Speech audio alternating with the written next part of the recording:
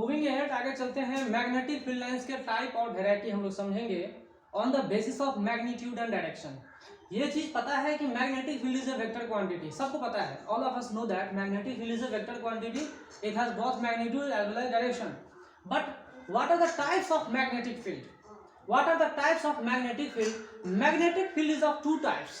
Magnetic field is of two types. One is uniform field and another one is non-uniform magnetic field. There are two types of magnetic field. One is uniform magnetic field and another one is non-uniform magnetic field. What do you mean by uniform magnetic field? Uniform magnetic field का मतलब क्या समझते हैं? Uniform magnetic field का मतलब ये होता है कि किसी भी पॉइंट पर मैग्नेटिक फील्ड की क्वांटिटी भी कांस्टेंट होनी चाहिए और डायरेक्शन भी कांस्टेंट होनी चाहिए। जितने सारे फील्ड लाइंस हैं ये यूनिफॉर्म फील्ड कहलाते हैं। क्यों हमने इसको यूनिफॉर्म फील्ड की तरह दिखाया? क्योंकि they have equal spacing. Equal spacing से इसको हम दिखाते हैं। ये इक्वल स्पेसिंग का मतलब ये होता है कि इस पॉइंट पे, इस हर एक पॉइंट पे, यहाँ यहाँ यहाँ यहाँ यहाँ हर जगह क्या है भाई? हर जगह क्या है? सेम मैग्नेटिक फील्ड है, सेम मैग्नेटिक फील्ड है। मैग्नीट्यूड यहाँ पर B का क्या है? कांस्टेंट है, यूनिफॉर्म है। और डायरेक्शन भी कांस्टेंट। यहाँ देखिए इसी डायरेक्शन में मैग्नेटिक फील्ड, यहाँ भी इसी डायरेक्शन में, यहाँ भी इसी डायरेक्शन में, यहाँ भी इसी डायरेक्शन में, यहाँ भी इसी डायरेक्शन में। This type of presentation of magnetic field is called uniform magnetic field. इस तरह के जो मैग्नेटिक फील्ड का रिप्रेजेंटेशन है वो क्या कहलाता है? यूनिफॉर्म मैग्नेटिक फील्ड कहलाता है, जिसमें मैग्नेटिक फील्ड की क्वांटिटी जो मैग्नीट्यूड है वो भी कांस्टेंट है और डायरेक्शन भी कांस्टेंट है, वो चेंज होने वाली नहीं है। तो जब कभी भी कहीं भी इस तरह के रिप्रेजेंटेशन को आप देखो तो आप समझना कि ये यूनिफॉर्म मैग्नेटिक फील्ड है। This type of representation is the presentation of uniform magnetic field. या नहीं तो यूनिफॉर्म मैग्नेटिक फील्ड किसे कहते हैं? तो इस तरह से फील्ड लाइंस अगर इक्वली स्पेस्ड है, सेम डायरेक्शन में है, तो उसको हम क्या कहेंगे? यूनिफॉर्म मैग्नेटिक फील्ड लाइंस कहेंगे। ठीक है, उसको क्या कहेंगे? यूनिफॉर्म मैग्नेटिक फील्ड लाइंस कहेंगे। दूसरा वैरायटी, दूसरा टाइप जो मैग्नेटिक फील्ड का हमें पढ़ना है, जानना है, वो क्या है? जो दूसरे वैरायटी है वो क्या है? Non uniform magnetic field. ये नॉन यूनिफॉर्म मैग्नेटिक फील्ड क्या है? ये नॉन यूनिफॉर्म का मतलब क्या होता है? नॉन यूनिफॉर्म मतलब एक जैसा नहीं हो। यूनिफॉर्म मतलब यूनि मतलब वन, यूनि मतलब एक, फॉर्म मतलब क्या? जैसा। तो यूनिफॉर्म बोलते हैं स्कूल यूनिफॉर्म। स्कूल यूनिफॉर्म में सब एक जैसा ड्रेस पहन के जाएगा, स्कूल यूनिफॉर्म। ठीक है, तो यूनिफॉर्म का मतलब क्या होता है? एक जैसा। तो नॉन यूनिफॉर्म मतलब एक जैसा नहीं हो। तो एक जैसा नहीं हो तो नॉन यूनिफॉर्म में क्या क्या नॉन यूनिफॉर्म हो सकता है? तो नॉन यूनिफॉर्म में दो चीजें एक जैसी नहीं हो सकती है, मैग्नीट्यूड एंड डायरेक्शन।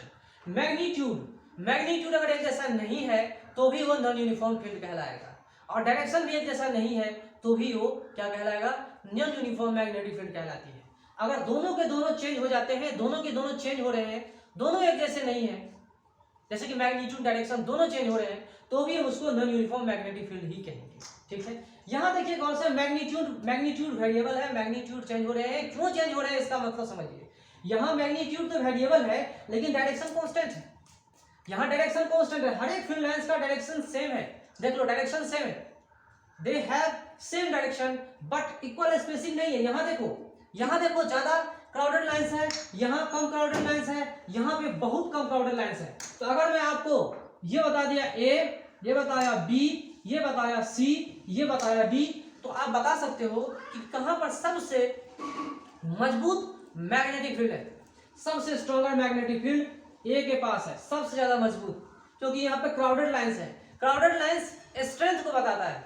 जिस तरह से क्राउडेड आदमी, बहुत सारे आदमी एक जगह इकट्ठा हो जाए तो वहां पे ह्यूमन डेंसिटी बढ़ जाती है, ह्यूमन पॉपुलेशन बढ़ जाता है, आदमी का जनसंख्या बढ़ जाता है। तो जनसंख्या बढ़ने से वहां पे आदमी का स्ट्रेंथ भी बढ़ जाता है। उसी तरह से crowded field lines represent the magnitude, more magnitude of the field lines, more magnitude of the magnetic field. Magnetic field का ज्यादा स्ट्रेंथ को रिप्रेजेंटेशन कैसे हम करते हैं?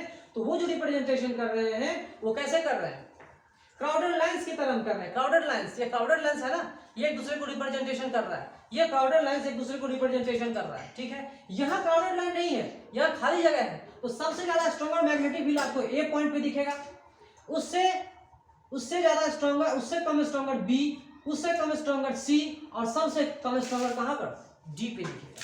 क्योंकि D के पास देखिए, D पॉइंट पे देखिए कितने दूरी पे मैग्नेटिक फील्ड लाइंस स्पेस्ट किए गए हैं। बस इसमें मैग्नीट्यूड वेरिएबल है, मैग्नीट्यूड वेरिएबल है। यहाँ की मैग्नीट्यूड सबसे ज्यादा, इससे कम यहाँ की मैग्नीट्यूड, इससे कम इसकी मैग्नीट्यूड, सबसे कम इसकी मैग्नीट्यूड। तो एक ही रीजन में, कुछ रीजन में अलग अलग पॉइंट पे magnitude of the magnetic field changes. यहाँ मैग्नीट्यूड जो है मैग्नेटिक फील्ड का वो चेंज कर रहा है, स्ट्रेंथ चेंज हो जा रहा है। ये मैग्नीट्यूड मतलब समझिए स्ट्रेंथ, यहाँ पर मैग्नेटिक फील्ड की स्ट्रेंथ ही चेंज हो जा रही है, but direction constant, but direction is here constant. But यहाँ पे डायरेक्शन कांस्टेंट होने की वजह से, लेकिन यहाँ डायरेक्शन कांस्टेंट होने की वजह से भी ये नॉन यूनिफॉर्म मैग्नेटिक फील्ड कहलाएगा। मैग्नीट्यूड चेंज, नॉन यूनिफॉर्म, वो चीजें क्या होती है नॉन यूनिफॉर्म हो जाती है, चाहे वो वेलोसिटी वेक्टर हो, इलेक्ट्रिक फील्ड वेक्टर हो, जो भी वेक्टर है, अगर उसकी मैग्नीट्यूड चेंज हो तो भी नॉन यूनिफॉर्म। ठीक है, क्योंकि ये वेक्टर क्वांटिटी, क्योंकि ये वेक्टर क्वांटिटी है, इसका दो चीजें होता है, एक तो मैग्नीट्यूड भी होता है और डायरेक्शन भी होता है। अगर आपने मैग्नीट्यूड को चेंज किया, डायरेक्शन को चेंज नहीं किया, इसके बावजूद भी वो वेक्टर क्वांटिटी वेरिएबल कहलाएगी, वेरिएबल चेंजेबल कहलाती है। ठीक है, चेंज करती है।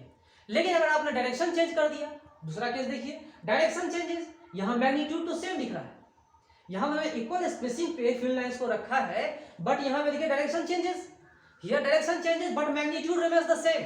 यहाँ पर फील्ड लाइंस का हर एक जगह पे क्या है, मैग्नीट्यूड तो कांस्टेंट है, लेकिन फील्ड लाइंस की डायरेक्शन कांस्टेंट है, सॉरी डायरेक्शन चेंज हो, यहाँ पे डायरेक्शन अलग, यहाँ पे डायरेक्शन अलग, यहाँ पे डायरेक्शन अलग, यहाँ पे डायरेक्शन अलग, everywhere direction is not uniform but magnitude is constant. We have represent here equal spacing of the field lines. field lines का equal spacing खुद में अपने आप में प्रूफ है कि ये जो हमने रिप्रेजेंटेशन किया है वो कांस्टेंट मैग्नीट्यूड वाले मैग्नेटिक फील्ड का रिप्रेजेंटेशन किया है। ये जो हमने मैग्नेटिक फील्ड को रिप्रेजेंट किया है, ये कैसा मैग्नेटिक फील्ड है भाई, ये इक्वल स्पेसिंग वाला है। इक्वल स्पेसिंग का मतलब है कि यहाँ मैग्नीट्यूड तो कांस्टेंट है, लेकिन डायरेक्शन क्या हो रहा है, चेंज हो जा रहा है। हर जगह टेंजेंट ड्रॉ करेंगे, इस कर्व पे जहां जहां हम टेंजेंट ड्रॉ कर रहे हैं वहां डायरेक्शन होता है, यहाँ की मैग्नेटिक फील्ड है, फिर यहाँ की मैग्नेटिक फील्ड है, जहां जहां हम टेंजेंट ड्रॉ कर रहे हैं वहां वहां मैग्नेटिक फील्ड की डायरेक्शन बदल जा रही है, चेंज हो जा रही है, वेरिएबल है, जिसके वजह से मैग्नेटिक फील्ड वेक्टर यहाँ पर ये भी वेरिएबल, ये भी नॉन यूनिफॉर्म कहलाएगा। समझिए इस चीज को, ठीक है, इसको भी वेरिएबल समझिए। अब यहाँ देखिए,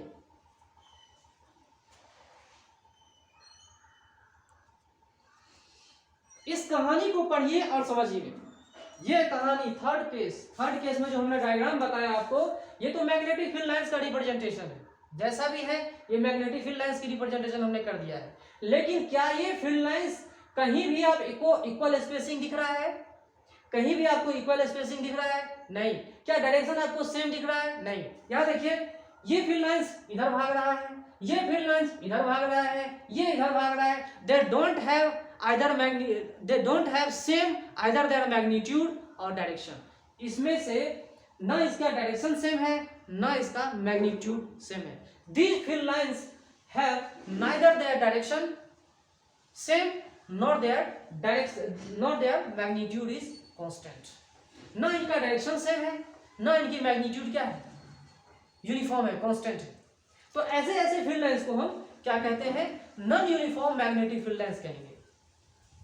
This type of representation of magnetic field represents the non-uniform magnetic field because they have neither the same magnitude nor the same uniform direction. These field lines have neither the same magnitude nor the same direction. ना magnitude same है, ना direction same है, जिस वजह से दोनों change हो रहा है। दोनों चेंज किया मतलब क्या कि ये एक नॉन यूनिफॉर्म मैग्नेटिक फील्ड है। नॉन यूनिफॉर्म मैग्नेटिक फील्ड जो यूनिफॉर्म नहीं है, ना ये मैग्नीट्यूड में यूनिफॉर्म है, ना इसकी direction constant.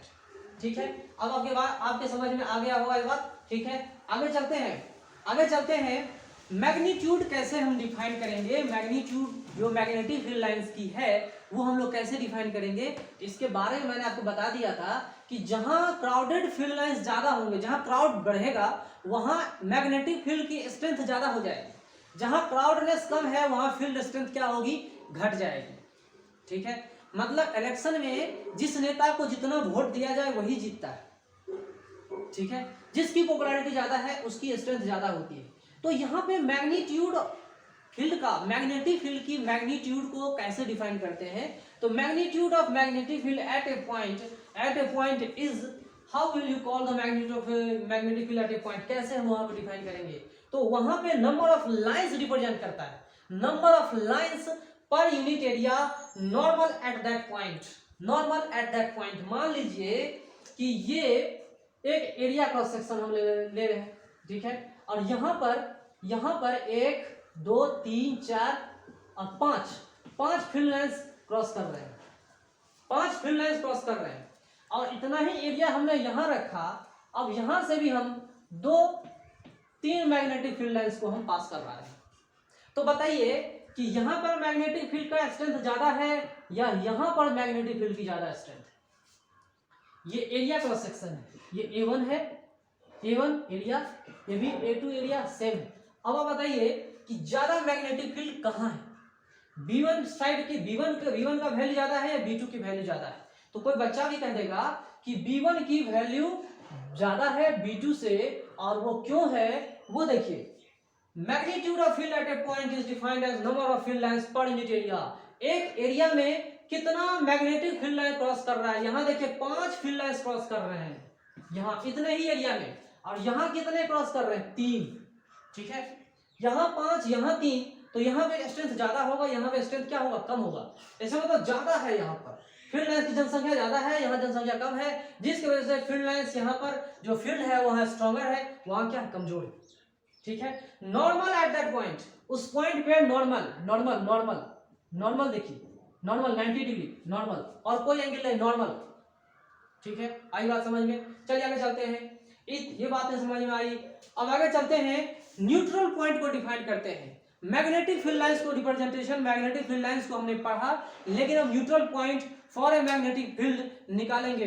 Neutral point for a magnetic field lines, तो मान लो एक कोई पॉइंट है जहां पे कोई भी मैग्नेटिक फील्ड लाइंस है ही नहीं, जहां पे एक भी मैग्नेटिक फील्ड लाइंस नहीं है। हाँ, इसके आसपास इधर उधर हो, लेकिन मान लो कि इस जगह कोई भी मैग्नेटिक फील्ड लाइंस है ही नहीं। Number of field lines here is equal to 0, number of field lines passing through this point is equal to 0। एक भी फील्ड लाइन नहीं है, अगर फील्ड लाइन है ही नहीं तो मैग्नेटिक फील्ड क्या होगा, यहाँ पर 0।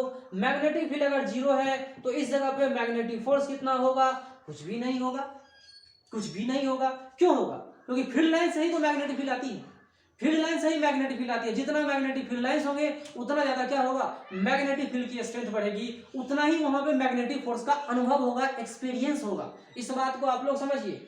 तो मैग्नेटिक फील्ड लाइंस किस पे डिपेंड करता है, मैग्नेटिक फील्ड किस पे डिपेंड करता है, number of lines of force पे डिपेंड करता है। तो न्यूट्रल पॉइंट हम लोग कैसे डिफाइन करेंगे, ठीक है। न्यूट्रल पॉइंट हम कैसे डिफाइन करेंगे, a point in space at which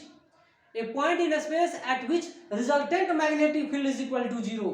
Point at which resultant magnetic field is equal to 0 is called a neutral point, and for a neutral point there is no lines of force. एक neutral point के लिए कोई भी line of force होता ही नहीं, 0 होता है, जिसकी वजह से मैग्नेटिक फील्ड भी 0, मैग्नेटिक फोर्स भी वहां पे 0, ठीक है। फिर हम लोग आगे चलेंगे।